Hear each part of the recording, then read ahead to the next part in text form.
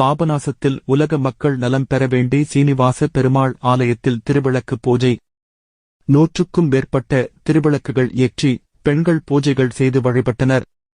தஞ்சாவூர் மாவட்டம் பாபநாசத்தில் எழுந்தருளியிருக்கும் அருள்மிகு சீனிவாச பெருமாள் திருக்கோவிலில் 100க்கும் மேற்பட்ட திருவிளக்கு பூஜை நடைபெற்றது.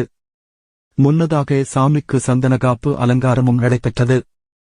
திருமண பாக்கியம், தம்பதியர்கள் மன ஒற்றுமை, மாங்கல்ய பலம், நோய் நிவர்த்தி, கல்வி அபிவிருத்தி, தொழில் அபிவிருத்தி ஆகிய பலன்களைத் தரும் இந்நிகழ்ச்சியில் திரளான பெண்கள் கலந்து கொண்டு 100க்கும் மேற்பட்ட திருவிளக்கேற்றி பூ, குங்குமம், பழங்கள் உள்ளிட்ட பொருள்களால் பூஜைகள் செய்து தேங்காய் உடைத்து தீபாராதனை காட்டி உலக மக்கள் நலம் பெற வேண்டி வழிபட்டனர்.